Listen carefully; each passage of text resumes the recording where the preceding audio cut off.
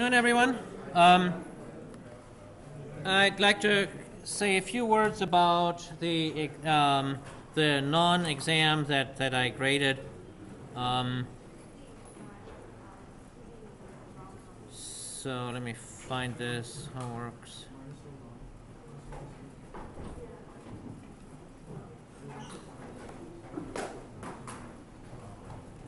So I put up solutions at the place where I always put up solutions.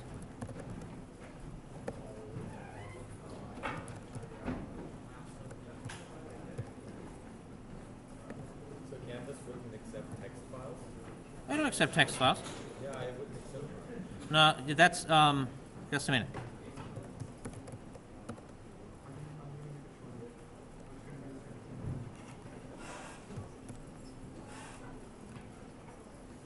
Okay, excellent. Okay, so the gentleman here says, what was the problem with his text file? And so there are a few of you, and this can happen both on Windows and on the Mac, where the text editor that you use produces an RTF file. RTF is the rich text format, which is actually more like the poor man's text format that was at one point developed by Microsoft as an interchangeable way of having text that has like fonts and images and so on. It never worked. It's always a gamble whether you can interchange these. But somehow that format endured in two programs. One is WordPad on Windows, and one is the default text editor on the Mac. And with both of them, you can use them to produce the regular plain text files that have no formatting at all, but you have to know how to do it. On the Mac, you have to hit, I don't know, Shift Coke bottle T or something. And on the on Windows, you have to just say you want to save it as a regular plain text But it file. says save as type text documents.txt. Well, the mere extension does not tell anything. So they can put an extension TXT on it, but it can still contain rich text. I didn't know that. So could I resubmit it? No, I read it. I mean, I can actually read RTF with my bare eyes, Well, but apparently it didn't get my file at all. that I don't know. I mean, and no, you can't resubmit it. Next question that I get a lot is, can I resubmit it? And no, you really, all of you need to, after you go to Canvas and you put your stuff there, you need to be paranoid about it. Canvas is some piece of software written by people that are only marginally older than you are. And literally, it's written by people who just graduated from Brigham Young University. And you have no idea what that thing may do at a given day. Canvas is also just like so much software today. Like when you walk up to Google Docs or Google Apps, it changes all the time. They just roll out whatever the latest and greatest is. So they may have a new bug today that they didn't have yesterday. So you really do need to check on Canvas after you've submitted it that it's there on the other side. You can see your Dropbox, and you simply must do that. I do that too when I post something. I'm totally mistrustful of these things. And you need to develop that same level of mistrust. So after you submit it, pretend you're the grader, walk back in, see that everything really is there. And then when you can see it, then you know that the grader can see it too. And it really is something, many, many times I had to submit something to a client, and I can't tell you how many times I've saved myself from embarrassment by making that extra double check, because it's just so common for something to get lost along the way. So please do that. That's a habit that I want you to develop. Okay, so on to the more substantive matters here.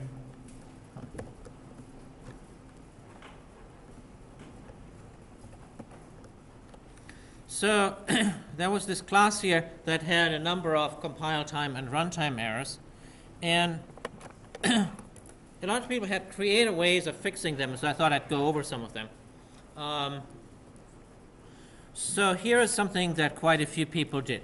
There was an error here in this line, and it was a compile time error. You could see it when you run this thing through BlueJ. And, actually that might not be a bad way of demonstrating it. Hopefully today I can start BlueJ a little faster.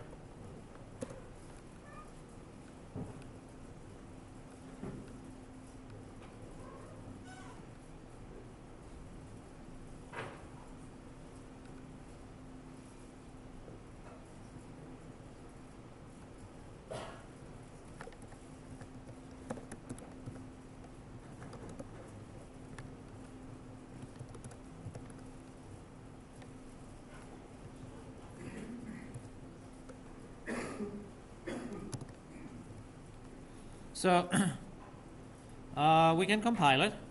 And so it says here, and this is actually mean. Now I see why so many people made this mistake. See how it says invalid method declaration, return type required? So a lot of people took this literally, and put in a return type. They say, well, it doesn't return anything, so they put in void, and now BlueJ didn't complain anymore.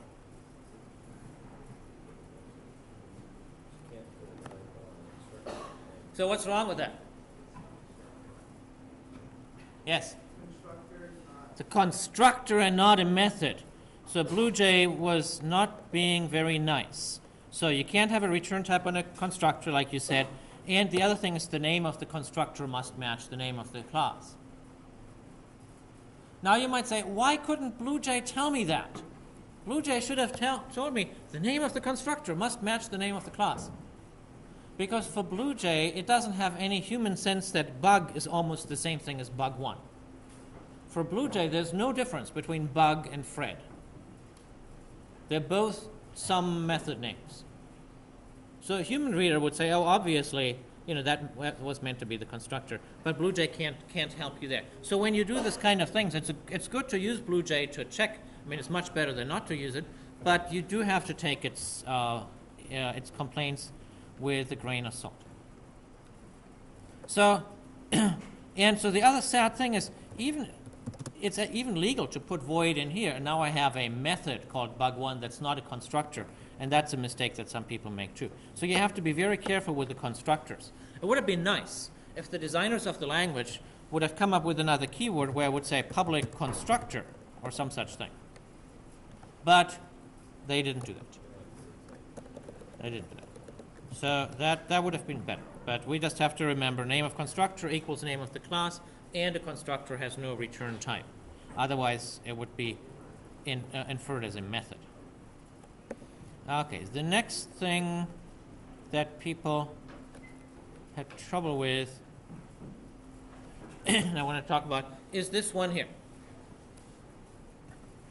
So it won't compile. And the compiler says, there's no distance. So there was one set of people who said, you don't like the distance? I'll take out the distance. All right, and now, of course, it compiles, but that's got to be somehow against the rules because now you've changed the meaning of the function, of the method. How do you know what it's supposed to do?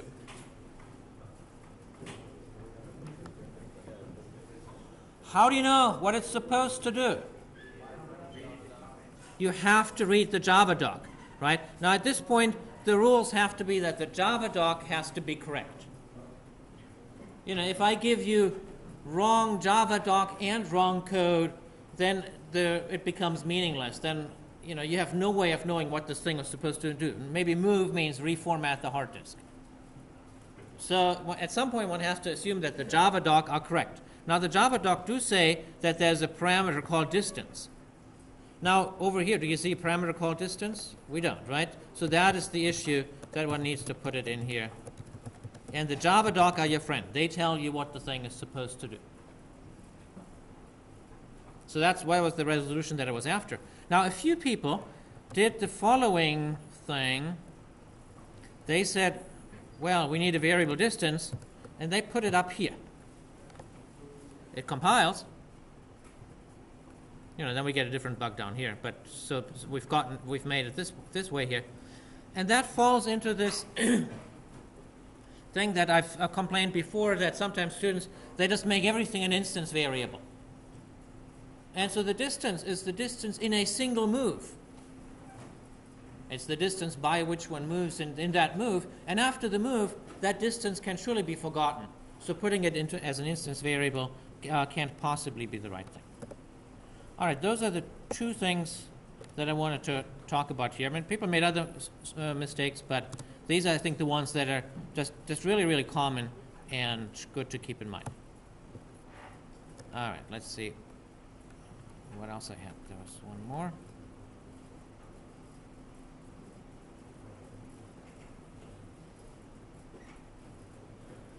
Yes, and then there was this issue here with tracing these instance variables. So I put up this model here, and as you can clearly see in this model that I've made a separate line for each step, so you could see the chronology of the steps. This thing happens, this thing happens, this thing happens, this thing happens, this thing happens, then this thing happens here, then this thing, then these two variables die. And I guess I didn't explain that well enough, because people kind of missed that thing, and I've seen some folks who just put everything in horizontal lines, and some folks who've come up with very creative zigzag patterns. There was one that went like this, and one that went like this, and but the timing wasn't always there. So I tried my best to figure out if I could see a consistent picture where it was just a flattened version of the correct answer. Then I said fine. But if there was confusing stuff in between and I just could not figure out any rational explanation of what the values meant, then I took off some number. I took off 4 points, and I left the first 4 where you would have otherwise gotten a 1 blank, because the script that I used for totaling up doesn't let me like take off other things, or it might have, but I couldn't figure out how. So, so have a look at my solution. So you find the solution here in the zip file.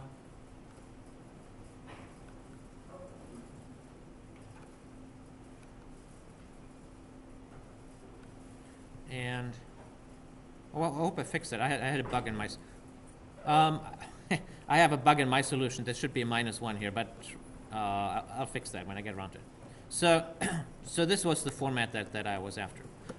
If you have any complaints about the grading, don't email the grader. The grader is powerless to change anything and also innocent. I graded it. So send me an email or see me in the office hours if you want to straighten it up. If I made a mistake, that's entirely possible. I have come to realize that grading 150 exams, it is not for the faint of heart. Any questions about the non-exam at this point?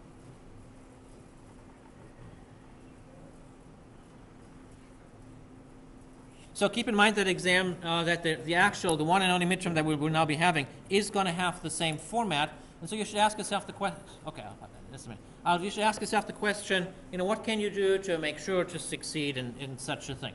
You'll see that there's a couple of questions where you don't have to compile anything, a couple of questions where it's really just plugging in the code. It'll be, again, about the same thing. So make sure that you prepare a couple of projects already. You make a project for the exam, maybe make a couple of classes where you can just pour in the thing and save yourself as much work as possible during the exam. There was a question here? Yeah. For the one where the parameter was missing, last one.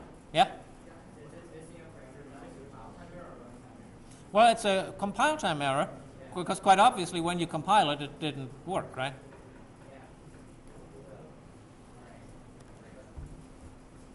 Other questions? All right, let's move on with the lecture.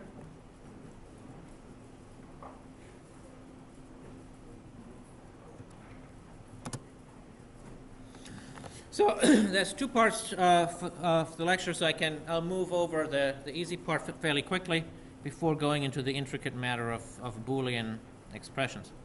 So you can have a multi-level if-else that has the form, if some condition, do something, otherwise, if some condition, do something, and you can have as many of those branches as you like, and finally there is an else that gets executed if none of those cases applies. So the example that I have in the book is this earthquake program where this is something that's all dear to our heart, where we have some number on the Richter scale, and if that number is at least 8.0, then the description is that most structures fall. If it's at least 7.0, the description is many buildings destroyed, and then it goes down until finally, if it's not even greater than 0, then the description is, it can't be negative. So you see this if, else if, else if, else if, else if, else structure with a realistic example. Now, notice that the order of the conditions matters. So here I started out checking, is it at least 8.0? And if not, then I check, is it at least 7.0? And if not, then I go on to 6.0. If I were to reverse that, then that wouldn't be really so great. So here I'm trying to set it up where I reverse it. If I first check, is it greater than 0, then check whether it's greater or equal than 3.5, notice that as soon as it passed the greater or equal 0, then it'll not go into the else part at all. So that way I would lose most of my cases. So that's one error that people sometimes make when they set these things up. But then when you trace it through with a typical value, it's easy enough to tell. So I'll pick a typical value like 6.9, and then you would say, okay, 6.9 is greater or equal than 0, and that gets us in this branch. And then you would see right away that something is wrong. So the order does matter, and so the rule of thumb is you want to test the most restrictive condition first and then go over to less restrictive ones. And the other thing that's a common error is that you can't omit the else. If you omit the else's, then you don't have a single set of alternatives, then you simply have a sequence of simple if statements. So over here I've omitted the else, and now let's say that I actually have an 8.1 earthquake. Then the first one here will succeed, and R is set to something. And because there's no else, the second one here is just another if statement, and it'll also succeed. And now R is set to a different value, overwriting the first one. And so you don't get the exclusion of the different cases. The compiler will not tell you. The compiler has no idea that this is nonsense, because it's syntactically correct. And so you will get something that in the end, where the work of the first if is then undone by that of the second. All right, so let's see that you can use this to accurately predict what this program would do. No, actually, it's more than that. So I've pretty much ruled out one of these answers, but so I want to know, can we in fact do some reordering? And so 4 at least holds out that we can, so let's give that a try.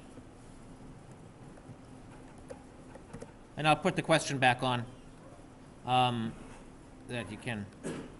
Goodness.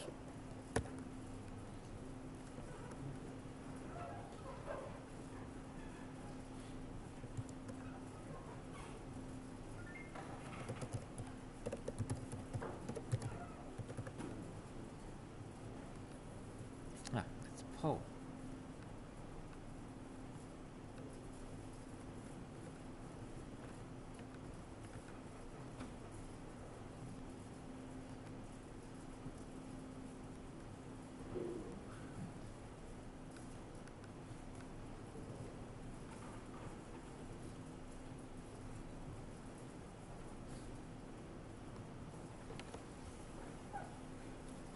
So hopefully you have the code already downloaded on your laptop so you can look at the code. So I want to reverse the order.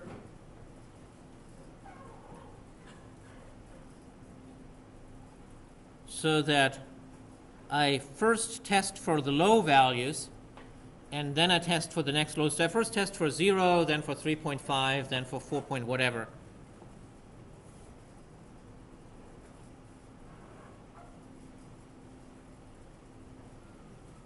And since I've just said that you can't simply do it, 3 can't really be the right answer.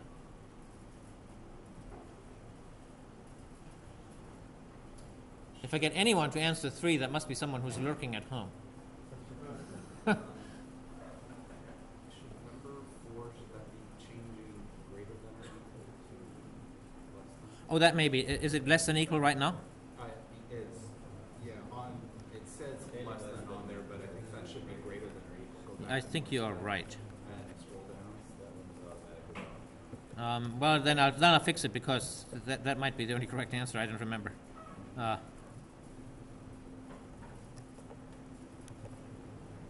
Come on. Oh, I see what I'm doing now.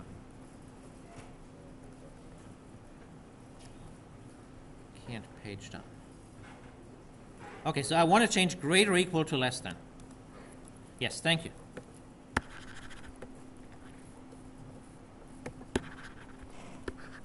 Change greater equal to less than. Let me change that here. 2 laptops now. I just wanted to debug that network problem.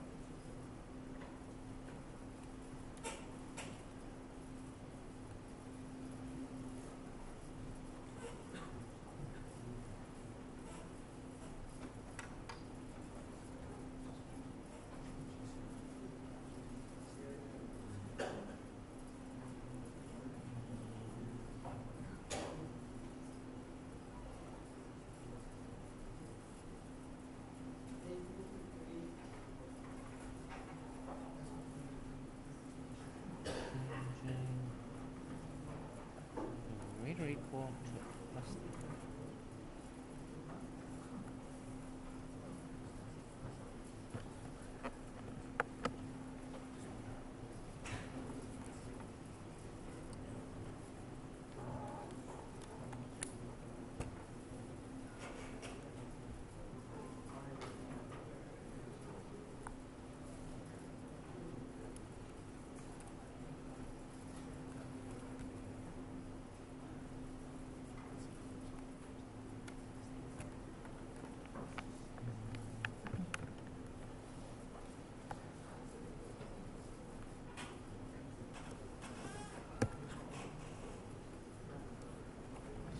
Okay, here we go.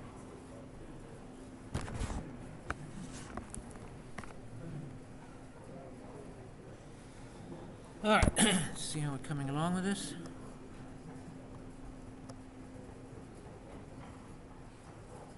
See, there are 2 people at home, I tell you.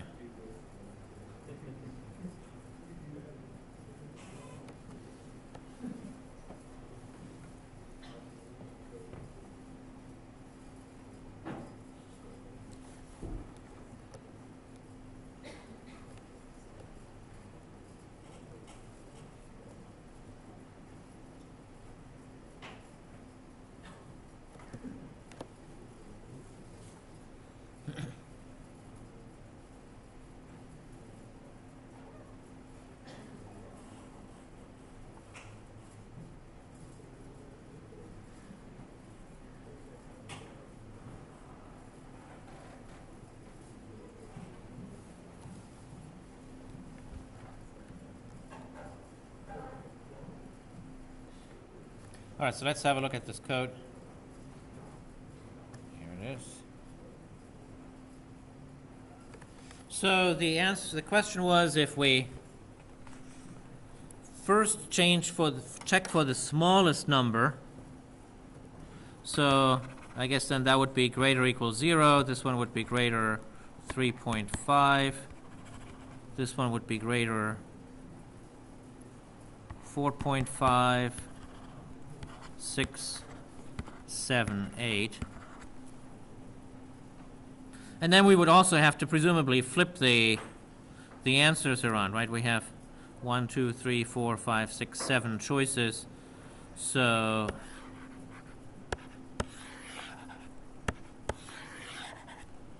if we had this arrangement here, and so now when the number is greater, well, I don't even know what that means because it just doesn't work.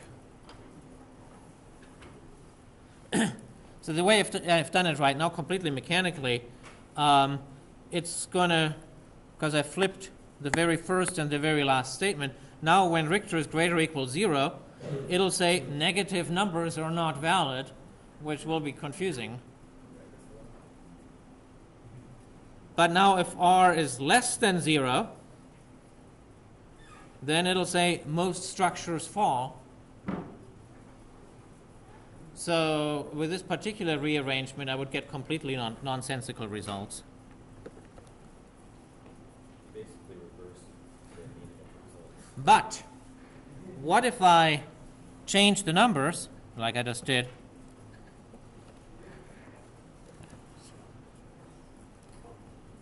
and also change the order of the signs. So if I made this one here into a less than 0, this one here into a less than 3.5, this one here into a less than 4.5, less than 6.0, less than 7.0, less than 8.0.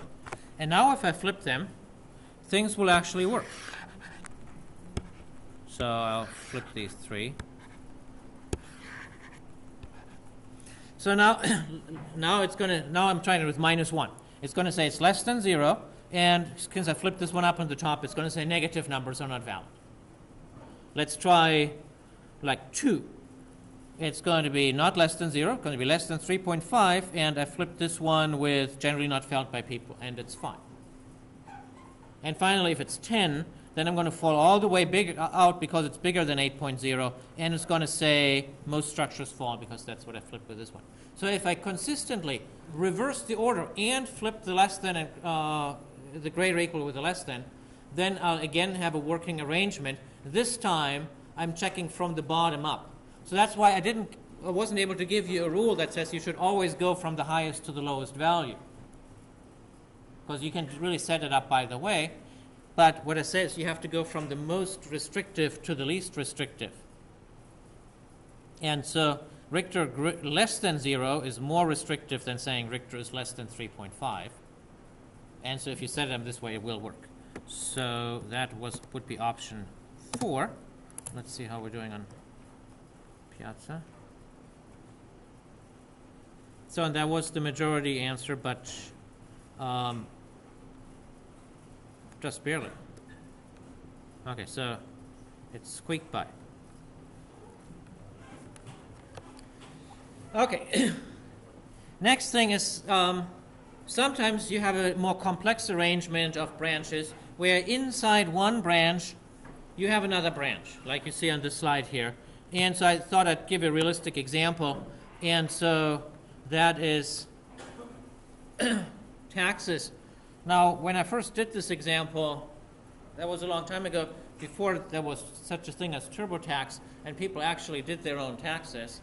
But that's because I'm about 3,000 years old. So nowadays, no one has any idea on how taxes are computed. But it actually is a pretty good idea once in a while to figure out how your taxes are computed, just so that you have some idea of what does it mean that say Mr. Romney pays 14% taxes. Is that more than you? Is that less than you? What goes into the formula? What's the secret sauce that makes it so that some people get paid more than others? So I took a tax schedule from a year that was pretty simple, and I believe it actually says in the book that this tax schedule is taken from a year that's pretty simple. So that's why it's not a very, very new one. So at that particular time, whenever it was, the way your taxes were computed was like this, that if you made up to $32,000, you'd pay 10%, and if you made more than that, you'd pay 10% on your first $32,000, and then 25% on the amount over. That's when you were single. When you were married, then the brackets were, at the time, exactly twice as high. So let's give this a quick try. Let's say that you're single and you make $40,000.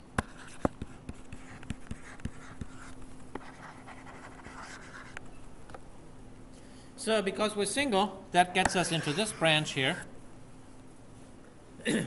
And now it's greater than $32,000, so we have to figure out what's the amount over. And that's $8,000. So 25% of that is $2,000. But we can't forget, of course, the first $32,000. We still have to pay taxes over that. So on those $32,000, we pay 10%, or $3,200, for a total tax bill of $5,200. So what's that in percentage terms? 5,000 out of 40,000. That's like 13% or so. So that's about as much as Mr. Romney pays. On the other hand, if you made 100,000, then you can see how this would not work to your advantage, because then on the 68,000 that it's over, you're going to pay 25%, and so you're going to get something that is probably getting to be pretty close to that 25%. So that's how taxes work. And so we have these nested branches here because you have two levels of decision. The first decision is the single versus married, and then the second decision is your income less or equal to the threshold? And the threshold actually differs in both branches. So you have a total of 3 different decisions, 2 of which are nested in the first one. And so when we look at the code shows that very clearly. We have here the question, is it single or is it married? And inside the single one, we have a separate if-else branch.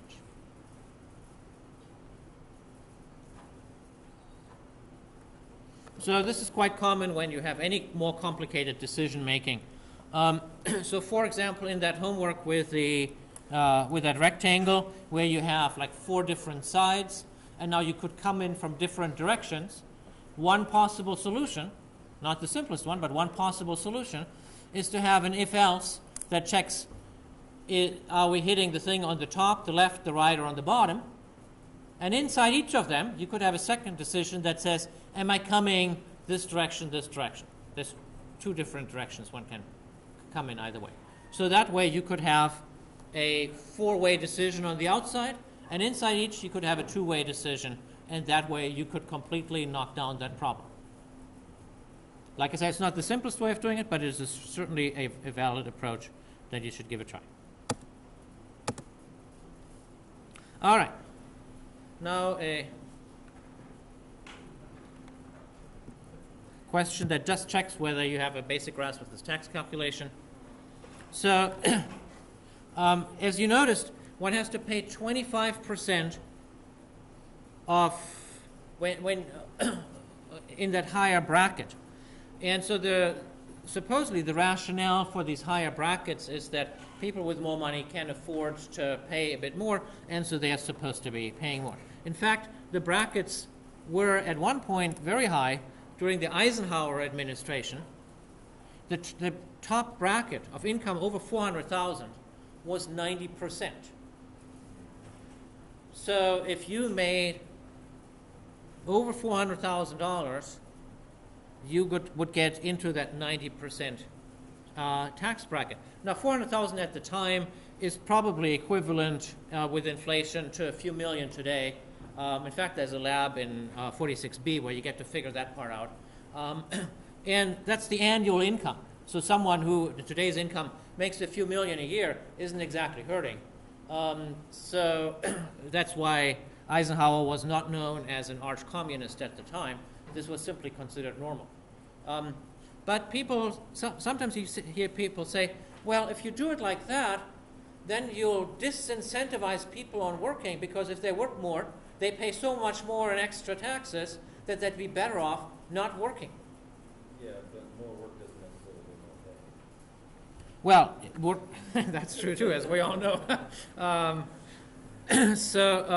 no, if they get paid more, if they work more and get paid more, that their take-home pay might actually be less. So let's make a situation like that. So let's say that right now you're making 300, you're working back in the Eisenhower administration, and you are like the chief of American Motors Company. At the time, CEO did not make millions. They made something in that order. And so suppose you make $399,900, just under the threshold. And now you're offered a $200 raise. That puts you over. By how much does that increase your taxes? All right, so that's my clicker question. A great question, if I may say so.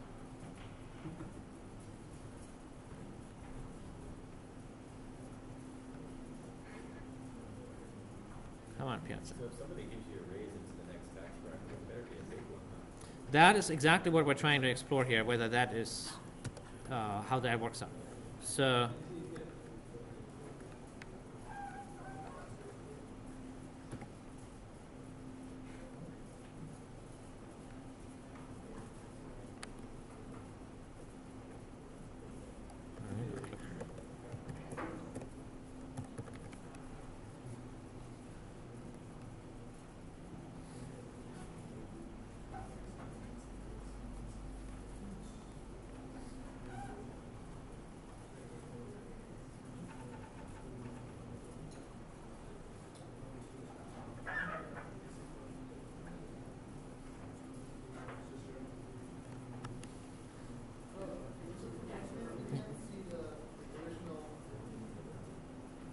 What's that? Okay. Here. Can you see the tax chart? You would. This is actually all you need to know, but you could always look up the tax program on the source code that you have on your computer or your smartphone. If you're like me, you carry that source code on your. Yes? I have a question. Are we going to learn the switch statement? No.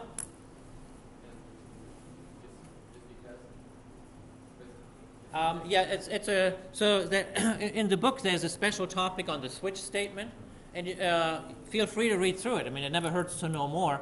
We're just not going to use it because we don't. It's a course in computer science, not in every minutia of the Java syntax. So we really need if-else to write meaningful programs, but switch is just another way of organizing if-else, and there's no particular need for us to know two ways of doing the same thing. So ever so often that'll happen that Java has 5 different ways of doing something, and we'll focus on the 1 or 2 ways that that you need to make headway, because it's not a certification course to certify that you know every little bit of Java.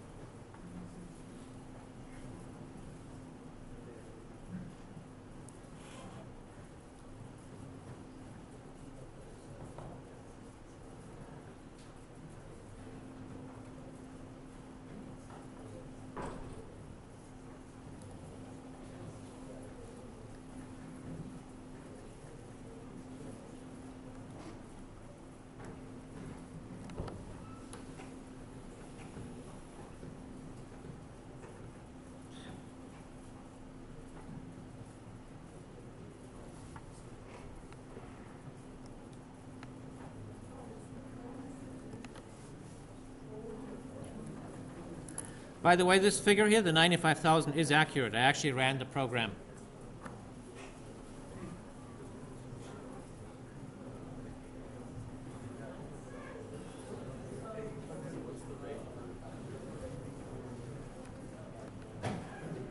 So the rate, we're assuming this person is single, right? So for the first 32,000, they pay 10%. Then the next bracket is 25%. And now we're just going to assume that then there's a third bracket of 90%.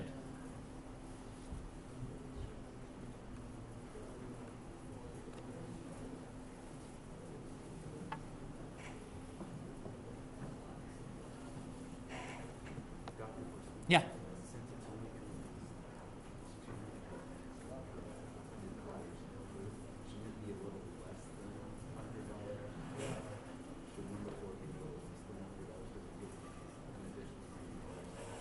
I actually ran the numbers, and it was not less. Okay, I need a few more answers here, otherwise we'll break out a calculator.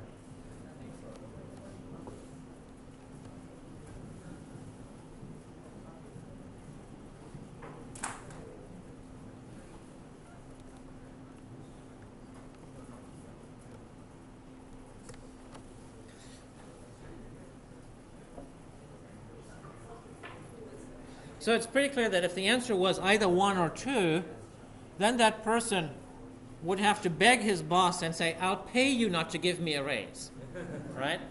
That would be pretty bad. Even if the answer was 3, that would be a little bit bad, right? Because then, why should that person work harder just to take home less money? So where does the 360,000 come from? Well, 400,000, 90% of that would be 360,000. And in fact, that's what sometimes people think, that that they confuse the marginal rate with the overall rate. So the marginal rate is what you pay on what you make over 400,000. On the first 400,000, you don't pay that. But if you did, then of course you would pay $360,000. That would be a lot of money. So, but in fact, the question was not how much would the taxes be, but by how much would the taxes increase? Well, they were already paying $95,000 fair and square. So if they really were to pay $360,000, this is the amount by which they then would increase. If you have that misconception that the marginal rate is the same as the total rate. But really what happens, of course, is that the marginal rate only kicks in over the $100 that the person makes over $400,000. So on that $100, indeed, that person needs to take $90 and give it to the government. So there's $90 there. Now off the $100 that they make over $400K. And then there was the other $100 that they also made, and on that they paid 25%, because that was the bracket in which they were at. So their total tax goes up by $115, and so that's this. So having a high marginal tax rate means that someone, when they're already very, very well off, that on the last dollar they make, they pay pretty high taxes. And that's why Eisenhower was not run out of office, but people kind of said, I'm never going to make that much money, what do I care? Wait, so that's not the argument. The argument's not versus the $200 raise to show the limit. The argument is, do I invest in double my income? Well, you have no choice, right? Because then you put an effective cap on their income. Yeah. So in other countries where they do have much higher marginal rates, if the person wants to stay in the country, they have little choice and they invest anyway. The only thing that you do see is that if they have the choice of moving, they, yes, exactly. In France, this is exactly right now happen, and so there are people who say that they'll move. There's a lot of research actually on that says in the end they don't. But anyway, it's a computer science class, so I don't want to take sides on this issue. You like the place you're living in? Yeah. All right, moving on to what's probably the most baffling part of this chapter is the Boolean type. And one more thing, what can be easier than the Boolean type? There's true or there's false. So George Boole, the mathematician who came up with the theoretical underpinnings of this logical reasoning, sitting here in the cafe and is ordering lunch. So he goes down the menu and says, no, no, no, yes, no, no, no, no, yes, no. So just by being able to say true and false, you can be very expressive.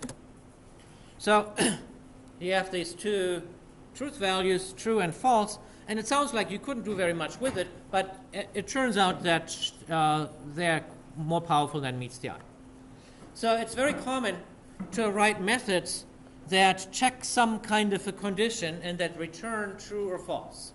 And such methods are called predicate methods. That's just a name. A predicate method is a method that returns false or true, and you can then use it in a condition. So here's a great example in the bank account class. I can add a method that checks whether the bank account is overdrawn. And then I can have it in a condition that says if Harry's checking account is overdrawn. Notice it's a method call. There are these parentheses in here. The job of the method is to peek inside the bank account and to return true or false. And so here's the method. It computes the value of balance less than 0. If the balance is in fact less than 0, the expression balance less than 0 yields the value false. If balance bigger or equal 0, this expression, no, it yields the value true. See, it's how easy it is to tie yourself in knots. So if balance is, say, minus 100, then balance less than 0 is true, and the account is overdrawn. So a predicate method always has to be a condition. A predicate method returns Boolean. That's what it is. The Boolean type is this type that has only the values true and false. And You would have to put it inside of another method, like, or into a condition. yes, so generally a predicate method is used inside a condition or to compute a more complicated predicate, to either make it direct check or to combine it with other checks. So, let's see. Oh, good, I don't have that here. There's one thing that I want to say about this because that's going to be important for the homework pretty soon. Let me get some paper. So it's common for people So look again at this, this statement. It says return balance less than 0. And notice that this thing here is a value. It's either false or true. And so that's the value that we return. It's not at all different from what you've seen elsewhere. We might have returned like width times height. Right, we're returning the value of an expression. And so return width times height is something that you've done many times. You just compute some answer, and you say, that's the answer, I'm returning it. And it's the same thing true here. Balance less than 0, that's the answer, it's false or true, and I'm returning it. Now, for some reason, some people, when they do a Boolean, instead of doing it like this, they would write if balance equals less than 0, return true,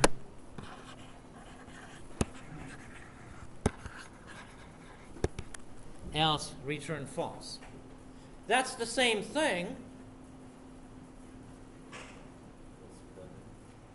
but it is completely and utterly redundant. Right? Here we're already computing this thing that's true or false. And then I'm saying if it's true, return true. If it's false, return false. Well, it's much more elegant to say return that very thing.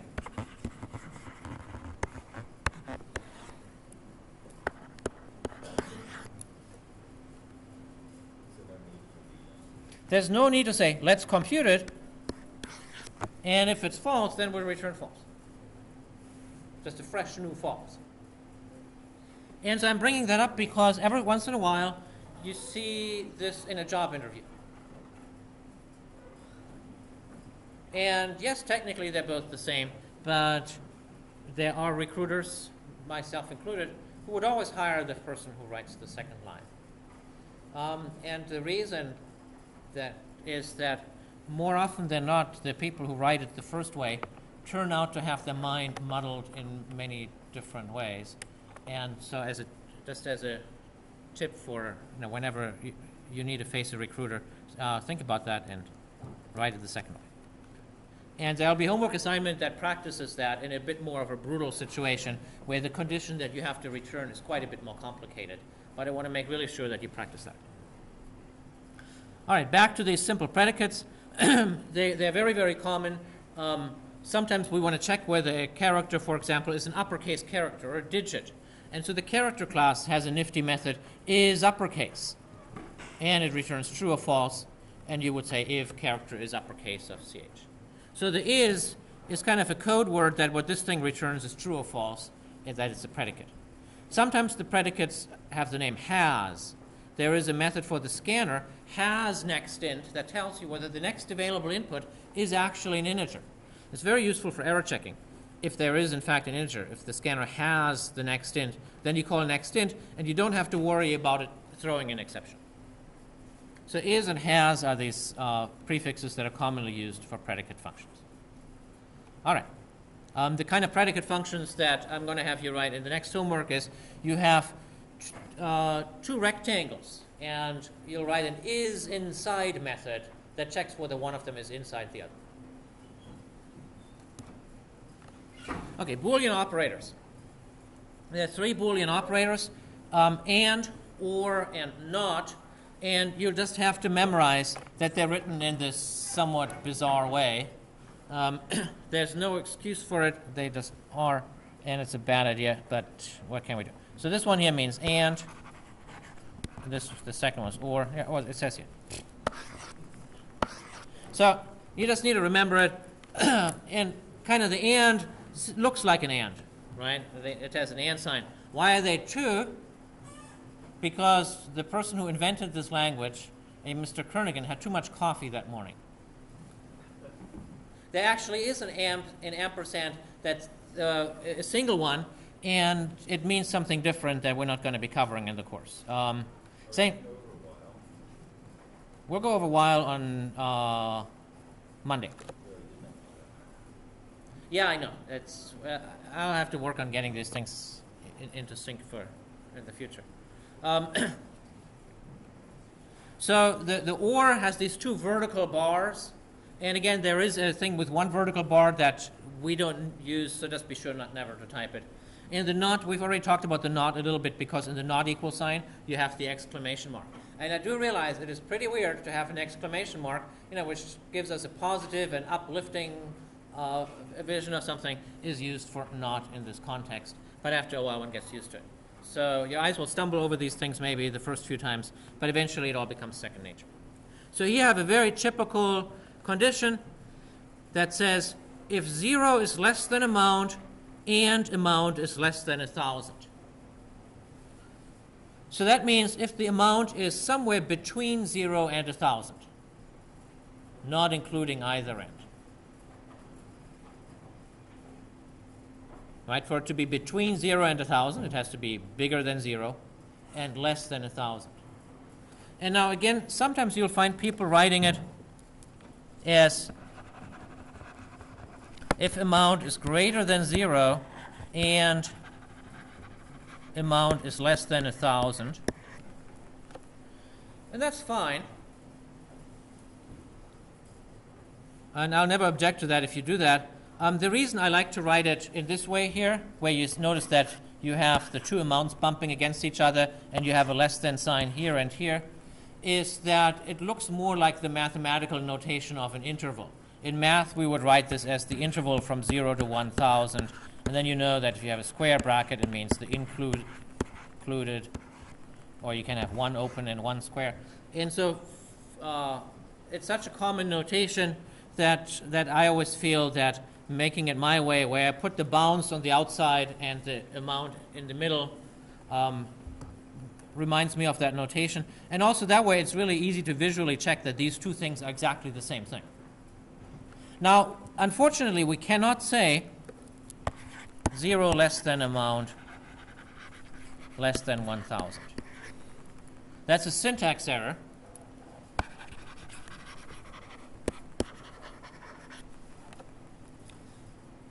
And it's worth reflecting on why that is. So the less than sign binds left to right. That means it means the same as if we had put the parentheses like this. Now, what is 0 less than amount? Well, we don't actually know what it is because we don't know what amount it is, but we know it's either true or false. Right, so this thing is true or false. It's a Boolean variable. Now, do you think that true is less than 1,000? So from the point of view of Java, a Boolean variable and a number cannot be compared. It is a syntax error to try to compare the two. And so Java will simply not allow that comparison. And so it says the left-hand side is a Boolean, the right-hand side is a number. It's a syntax error.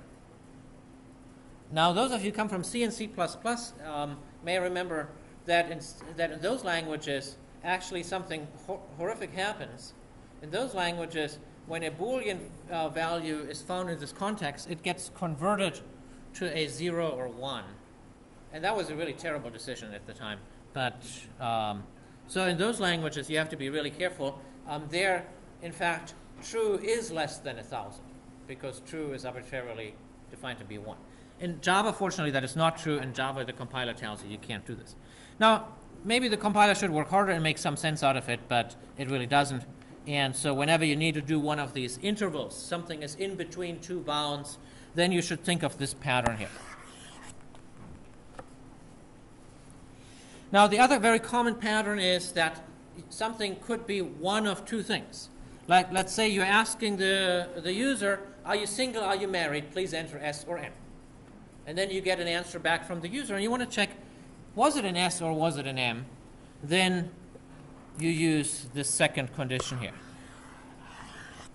The first one has, was it an S? The second one has, was it an M? And either way, it's fine, so that's why you use the OR. And again, you can't say input equals S or M, even though intuitively that's what you're after. But the compiler will reject this because it'll say this thing is a string, that thing is a string, and it doesn't make sense to OR up the two strings.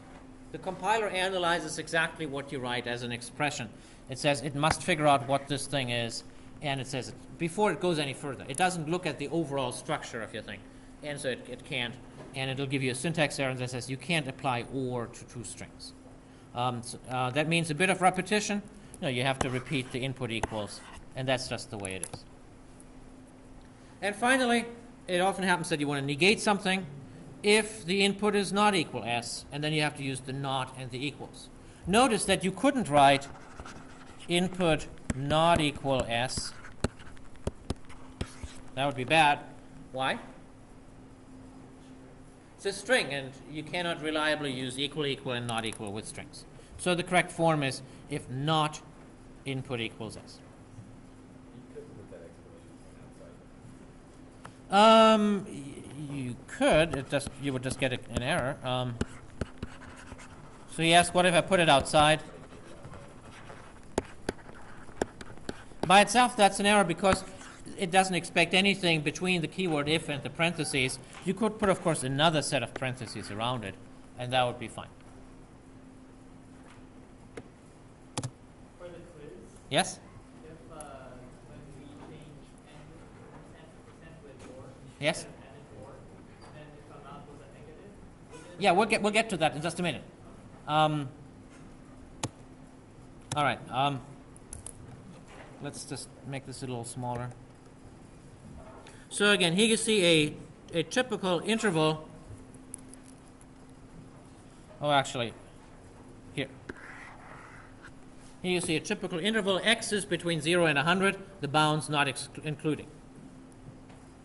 Over here, you see a common error where someone used an OR instead of an AND, maybe because they just started with Java and they forgot which one was which. Now, the compiler won't complain, but if you think about it, the condition here is 0 is less than x, or x is less than 100. That's always true, right? Because 0x less than x could only be false for 0 itself, or a negative number, and all of those are less than 100. Now, you would think that the compiler could think this through, but it can't. The compiler has no understanding of what less than actually means. Over here we see another interesting construct where we're having an and an or in the same expression. And so it's good to know that the and binds more strongly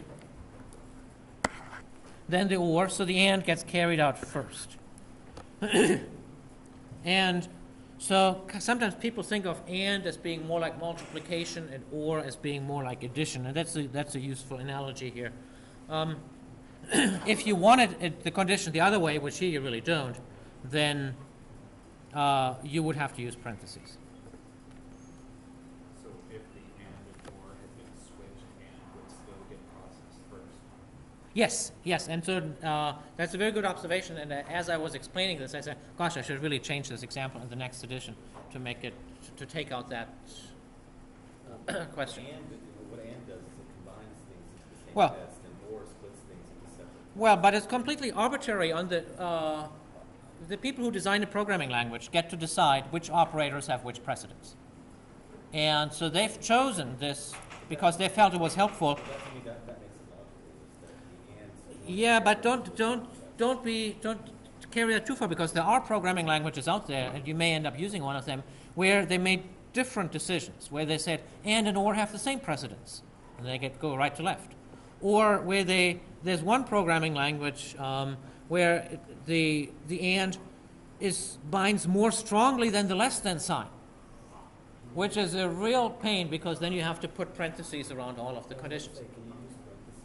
You can always use parentheses, and some people recommend to always use parentheses, but I certainly won't complain if you do. I just don't think it's necessary. So here we have another pet peeve. Frozen equals true. And again, I have actually seen this in real life code, so it's kind of more on this line here, where have a Boolean variable frozen,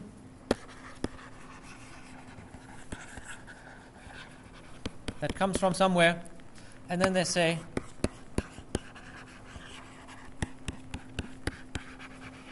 if frozen equals true. And that's totally unnecessary. Just write if frozen, right? Because it's true or it's false. And where does it stop? I've actually seen someone write, not with this particular frozen, but in a similar context, if frozen is not false. And I mean, that just makes a simple matter really complicated. I could go on. So don't do any of that. If it's a Boolean variable, it's true or false, and you should simply say if, and then. So it always helps to name your Boolean variable so that it sounds like an attribute. If is contained in for a predicate function, or if frozen. Yeah. So just so that it reads fine just as it is without having to make that silly comparison. Okay. Truth tables for combining and or, not that interesting. The one thing that I should point out is very once in a while, not very often, it happens that you have a condition that says like this. If x is greater than 0 and square root of x, okay, math square root of x is less than 99. I'm just making this up. And the and has a useful functionality here, in that is if the first condition is false, the second one doesn't get executed. So if x is minus 10, then minus 10 is not greater than 0. The first condition is false, so it would be utterly hopeless to make this condition true, and then at runtime the second condition never gets executed. So in this case here, it protects from computing the square root of a negative number. So every once in a while, that's a useful thing. But, if you could also write if x is greater than 0, and inside there you put another if. And that might actually make the flow of control a little clearer. That one I don't have a strong feeling about which of the two you use. Question? All right. Using Boolean variables,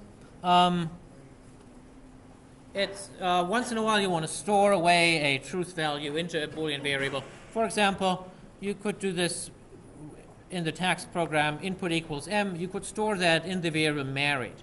And then it makes sense to write if married or if not married. Sometimes these things are called a flag, I guess because it could be up or down. All right. So now we've gotten to this point where one can write endless quiz questions. So here's one.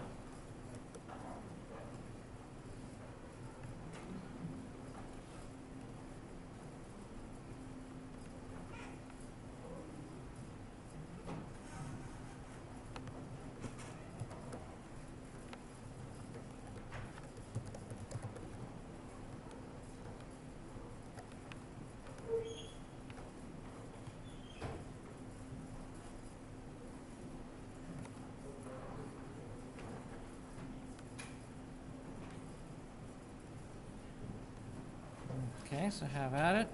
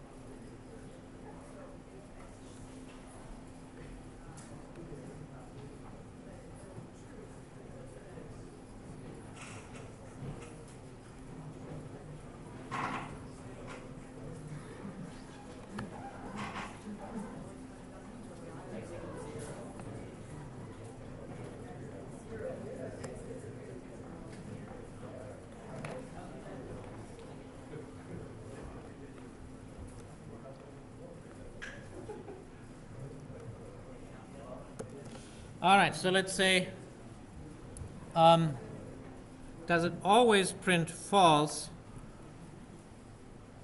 Well, what if x is 1? What does it print? True, right? Because then the first condition is true, and that's enough to make the whole thing true, so that kind of knocks out the first one. But actually, every once in a while one gets a few false alarms like that, because some people mistake this thing for an and then of course it would always print false, right? Because no number can be greater or less than 0 and less than 0. But we had an or, so it's not that. It never prints false. Let's see, what does it print for 0? So is 0 greater than 0? No. Is 0 less than 0? No. So it does print false for 0. And I guess that kind of nails it, right? And so in this case here, the winning strategy was to pick a good example. By just looking at 0 and figuring out for 0, that nailed it. Sometimes life is not so good, and you really do have to reason from general principles. So in this case, every number is greater than 0, equals 0, or less than 0. That seems like a true statement here. And so that might make you think about the 0. But when the condition is slightly different, it could be x greater than -1 or x less than 1. Now just looking at 0 is not particularly helpful, but now what would be useful is to draw a little diagram that says the first one is this set, the second one is that set, and every number is covered by them, so this is true for every number. Let's see where we are here on.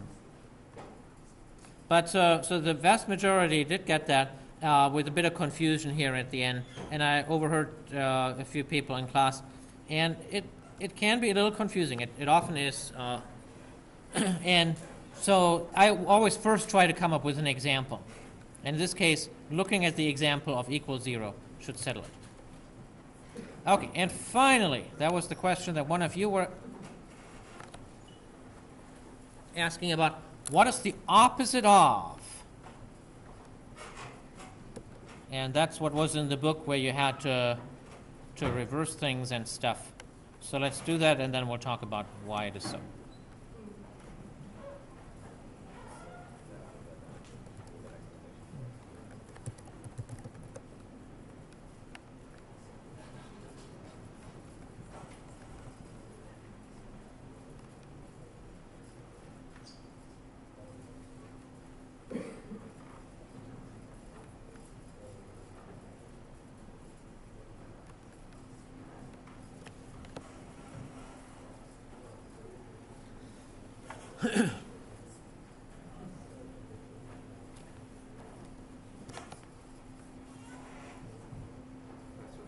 Yeah. I hate but for number 4, should that be x is less than or equal to 10? Or maybe that none of them correct? I don't think so. Oh dear. Well, I guess that kind of gives away the answer on this one here. All right. Well, let me just, before I forget, do this in here. And then